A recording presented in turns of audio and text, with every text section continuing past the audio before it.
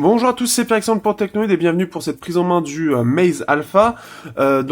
Merci ML Chine de me l'avoir envoyé. Donc il l'a pas en vente actuellement, c'est surtout pour se faire une idée du produit et il me permet aussi de le tester. Donc merci à lui. Donc c'est assez sympa, c'est un shop un peu bizarre. Donc il fait tester des produits qu'il a pas en vente. Mais par contre il a la particularité d'avoir les GPD XD Pocket et Win. Je vous conseille d'aller regarder, de vous renseigner. C'est des choses très sympas. Une console portable, soit sous Windows, soit ça, soit un PC ultra portable qui se met dans la poche, donc ça c'est intéressant. Donc je vous conseille d'aller voir au moins pour ça, c'est intéressant, surtout que là pour le coup c'est en France.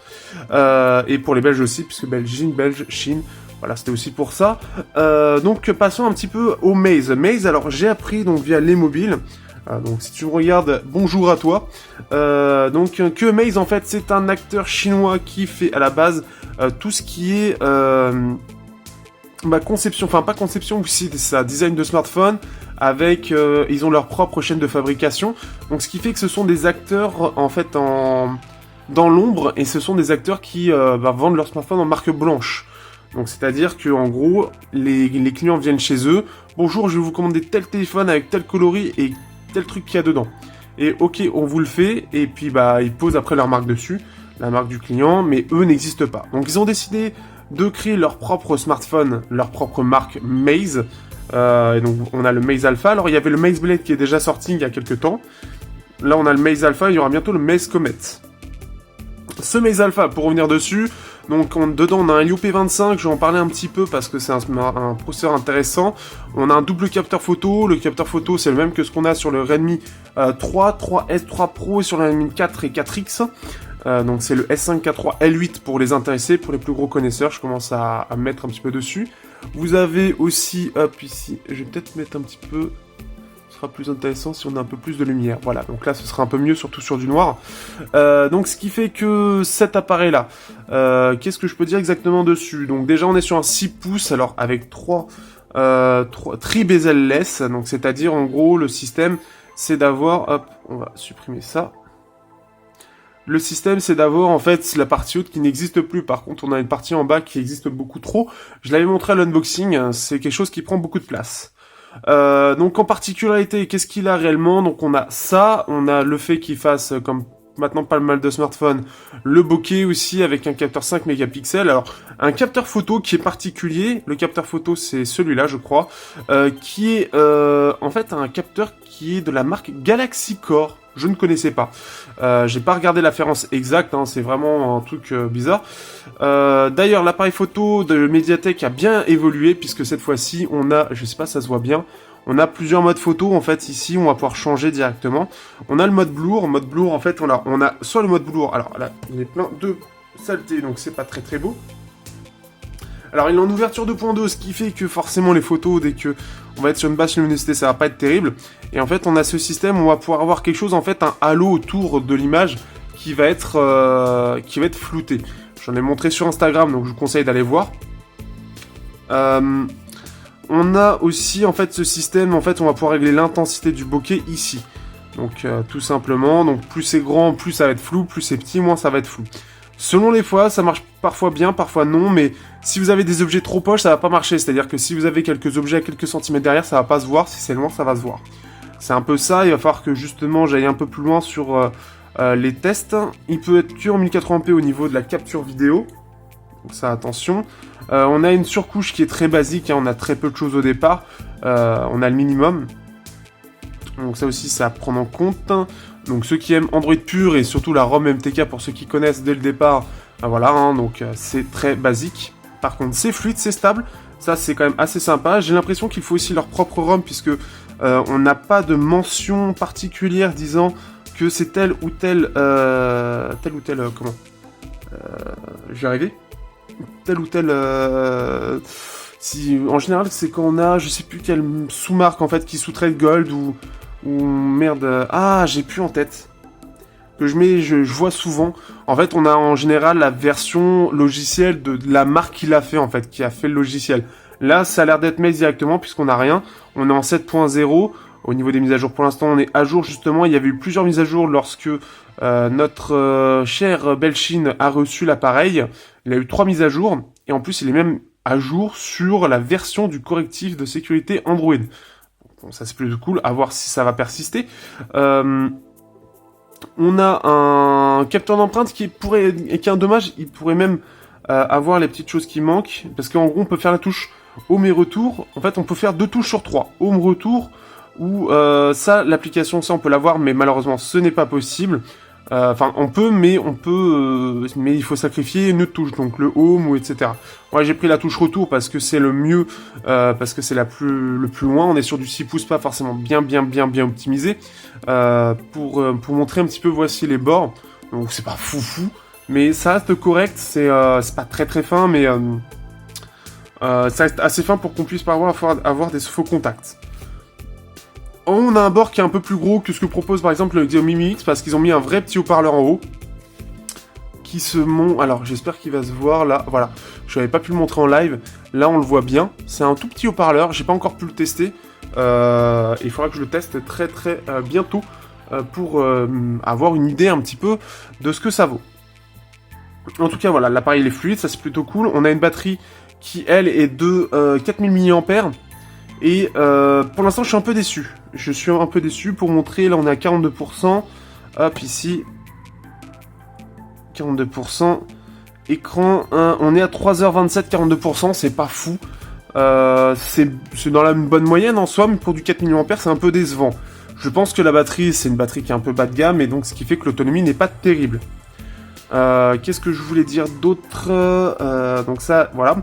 Alors, au niveau du Helio P25, donc j'étais très intrigué de savoir ce que valait la puce, puisque je l'avais pas encore eu. Et là, on est sur un acteur un peu particulier. Alors, au niveau de la puissance sur Geekbench, on n'est pas sur quelque chose de fou. On est sur quelque chose d'un petit peu moyen. Je m'attendais à un meilleur score sur le P25, sachant qu'il est un petit peu mieux, mais on fait que du 3500. Donc, c'est pas extraordinaire face au comment il s'appelle au Snapdragon 625. Je suis même un peu déçu, je m'attendais plus à du 3800 qu'on retrouve régulièrement sur Geekbench. Là on est sur du 3500. Donc tiens, ok, on va le refaire juste là pour voir ce qu'il nous dit. 3500, on va le faire, attendez. On va le faire en mode, je suis en mode maximum. Batterie. Alors en fait ce qui vient maintenant c'est qu'on a 2 modes, on a équilibré ou haute performance. On va essayer en mode haute performance pour voir ce qu'il nous dit. Tac. Et on va parler ensuite, qu'est-ce que je vais pouvoir vous montrer pendant qu'il fait le test, on a un smartphone qui est par contre lourd, il fait plus de 200 grammes, attention. Donc ce qui fait que ça se ressent dans les mains, ça se ressent à l'utilisation. Alors après on est sur du 6 pouces et sur l'entrée de gamme. Donc ce qui fait que déjà sur du 6 pouces, en général, c'est au niveau du poids, ça sent vite que c'est lourd justement. Quel que soit même les hauts de gamme en soi, on sent vite que c'est lourd en fait. C'est-à-dire que je crois que le S8 Plus en 6,8 pouces, c'est du 6,2 pardon, en 6,2 pouces. J'ai des poussières sur mon truc. En 6,2 pouces, il est à 190 grammes, sachant qu'on est un truc à 800 €. Là, on est sur un truc à 160 € en apport, ce qui fait que on est sur un peu plus de 200 grammes, 6 pouces, c'est un peu normal. Par contre, ce qui est un peu moins normal, c'est qu'on est autant, on n'a pas de bord en haut, par contre, on a un gros bord en bas, très gros bord, et ce qui fait que ça fait trop en fait. Et là, je trouve ça un peu dommage d'avoir un aussi gros bord quand on met en avant le fait que il n'y a pas de gros bord en haut. Bon, parce que là, il est vraiment gros. Par contre, le lecteur d'empreinte, il marche très bien. Je vous montrerai après, il est vraiment réactif. Le Helio P25, pour revenir dessus. Déjà, ce qui est bien, c'est qu'au niveau de la charge rapide, par exemple par rapport au Zenfone AR, qui est actuellement en train de filmer, oui, je suis content, le Zenfone AR, s'il n'a pas son chargeur officiel personnel, alors, normalement c'est pas le cas pour tous, mais Qualcomm, déjà, le problème, c'est que sa charge rapide a tendance à faire chauffer tous les téléphones. Enfin, du côté du téléphone, Qualcomm, la Quick Charge fait chauffer beaucoup le téléphone. Mais en plus de ça, si vous utilisez un autre chargeur pour faire de la charge rapide, c'est-à-dire par exemple un chargeur M-Charge chez Meizu, qui est lui plus soit c'est l'adaptative charge, enfin c'est un truc un peu plus personnel qui se base soit sur la version de Samsung, soit sur la version de Mediatek, ça va pas fonctionner, ce qui fait que vous aurez une charge lente, c'est long, c'est chiant. Alors que ce qui est bien du côté de Mediatek, c'est que ça va vraiment s'adapter selon ce qu'on va vous donner en voltage. C'est-à-dire que si vous avez une batterie externe qui balance de 2,4 volts, il va pouvoir les prendre et faire de la charge un peu rapide, pas à fond, mais un petit peu. Si vous mettez de la charge rapide Qualcomm sur une prise Qualcomm pour la charge rapide, il va recharger en Qualcomm, en fait, enfin, il va charger en charge rapide, même si c'est du Qualcomm, il va s'adapter. Donc ça, c'est le côté très intelligent de chez MediaTek, ce qui fait que même sur un chargeur Qualcomm, ce que j'utilise, en fait, c'est le chargeur Oki à double prise avec Quick Charge 3.0, bah, ça charge super rapidement, ce qui fait que, normalement, une batterie de 4000 mAh, on est à peu près à, je crois, 1h40 de charge. Si je dis pas de bêtises, on est à peu près 1h40, 1h40, 1h50, ce qui fait qu'on est sur un très bon score. Là-dessus, je sais que sur batterie, alors en Quick Charge 2.0 avec la batterie externe de chez Oki que j'ai, c'est du 1h40 et il reste 33%, sachant qu'il est allumé, il est en utilisation. Oui, en un peu moins de 2 heures, il est chargé. Ce qui fait que c'est intéressant. Je trouve que c'est vachement intéressant de la part de Mediatek d'avoir ça. L'autre chose qui m'a beaucoup étonné quand même, c'est la puce son. Alors, ils l'ont repris du Helio X20, sur le coup, je m'en rappelais plus. Mais le Helio X20 a une bonne puce son, une très bonne puce son qui est pas très loin de ce que propose Qualcomm. En tout cas, sur les téléphones que j'ai pu tester. Là, c'est très bien maîtrisé sur Helio P20. Alors déjà, ils ont viré toutes les trucs optimisation de ceci, de cela. On a juste l'optimisation du volume pour enceinte, donc ça, je sais pas trop. Mais ce qui est bien, c'est qu'on a une puce son qui est vraiment très bonne. Dans le sens où mes casettes ZST, que j'utilise régulièrement, ou bien maintenant aussi mon Superlux HD 680 Evo, eh bien, au niveau des basses ou au niveau de la dynamique, ou etc., c'est super bien, c'est super bon. Donc, c'est-à-dire qu'on va avoir quelque chose de large, hein, vraiment des basses très basses et des hauts très hauts, des aigus très aigus. Et aussi, on va avoir un bon volume. Il alimente sans problème tout ce qui est casque en 32, 16 et 14 ohms. Ça, c'est sans problème, ce qui fait qu'on va avoir même on est un peu large niveau volume, sachant qu'en utilisant le MediaTek Tool Engineer, pour aller dans le menu un peu caché de MediaTek, on peut régler le volume et on peut l'augmenter. Donc ce qui fait que pour les casques un peu plus qui demandent un peu plus d'alimentation, ça peut même les alimenter. Donc ce qui fait que voilà, au niveau de la puce son, au niveau en tout cas pour ce téléphone-là, l'audio est vraiment bon. Il est vraiment très bon, ce qui fait que par rapport à d'autres téléphones, la différence est vraiment faible en fait. Donc ça, c'est vraiment une excellente chose. C'est-à-dire que même par rapport à du haut de gamme, la différence est pas très très forte. Donc là, vraiment une très bonne surprise. Il capte aussi de façon très très bonne. J'avais eu un retour comme quoi, par exemple, mon Vernet Apollo Light avec des mises à jour, il y a eu un gros bug. Et il capte très mal, il y a des antennes où il plante complètement. Et en fait, c'est-à-dire qu'il plante sur l'antenne, il n'y a plus de connexion et obligé de switcher en 3G, en 4G pour qu'il retrouve quelque chose. Là, ce qui est bien, il capte super bien. Alors là, il capte vraiment... j'ai pas l'impression d'avoir une modèle entrée de gamme. Il capte vraiment très bien au niveau des débits, etc. Il n'y a pas de coupure, il n'y a pas de perte, il n'y a pas de problème logiciel ou quoi que ce soit à avoir. J'ai eu aucun problème sur Clash Royale. Là où j'en avais par exemple parfois avec même le Meizu Pro 6 Plus et c'était relou. Sur celui-là, nickel. Et d'ailleurs, si vous voulez un test pour voir si vous tenez bien la connexion pendant que vous jouez, vous faites du Clash Royale et vous allez voir tout de suite. C'est très exigeant pour avoir une qualité stable de connexion, ça c'est plutôt cool.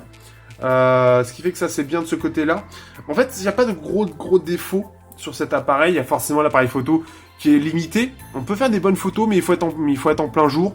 On peut faire de très très belles photos. Après, ça vaut bien sûr pas en haut de gamme.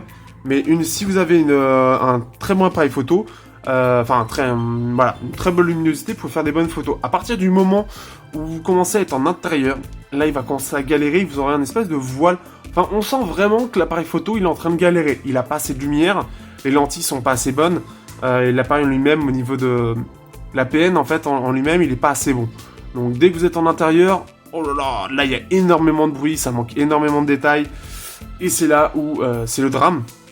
Donc là en mode performance, pour une Geekbench, je crois qu'on est à 3600, donc voilà, on est en dessous de ce que propose MediaTek Qualcomm avec son Snapdragon 126, on est un peu en dessous qui lui atteint avec 7.0 4200, donc ça fait une différence assez énorme, alors pourtant on devrait avoir quelque chose d'à peu près équivalent.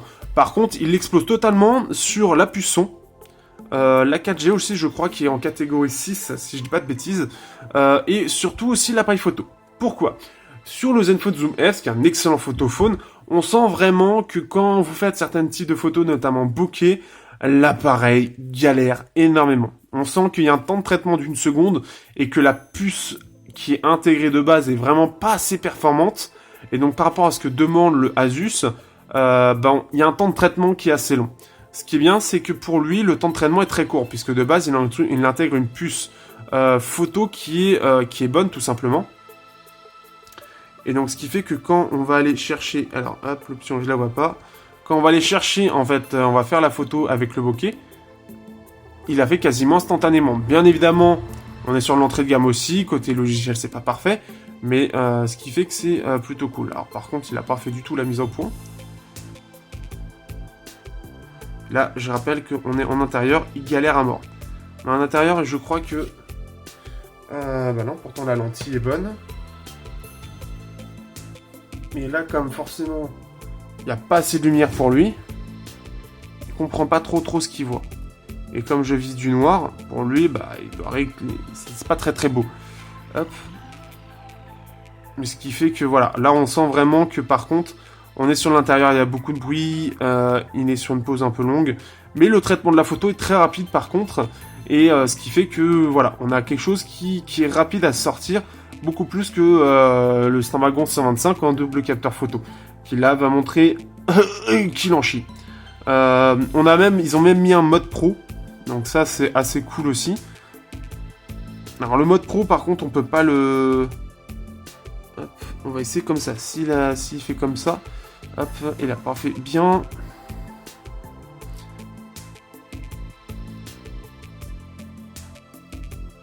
Il prend les photos rapidement, ça c'est vraiment... Voilà, on sent que le Helio P25, ils n'ont pas tout mis dans le CPU est pas ce qu'il y a de plus optimisé, par contre ils ont mis dans tout le reste, c'est-à-dire la puce audio, la puce son, etc.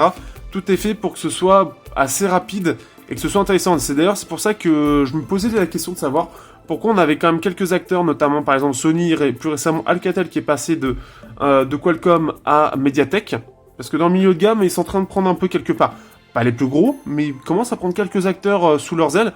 Donc c'est ça qui est intéressant, et c'est vrai que la puce, la puce est vraiment intéressante. Même au niveau de la partie graphique, théoriquement, il est même mieux que celle de Qualcomm. Donc ça, après, il faut que je teste avec des plus gros jeux. Mais voilà un petit peu ce que j'avais à dire sur ce téléphone.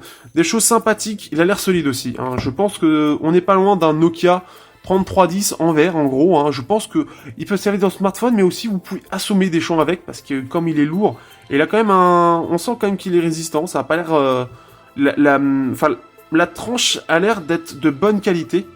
Je pense qu'il y a même une bonne épaisseur, parce qu'il fait résistant.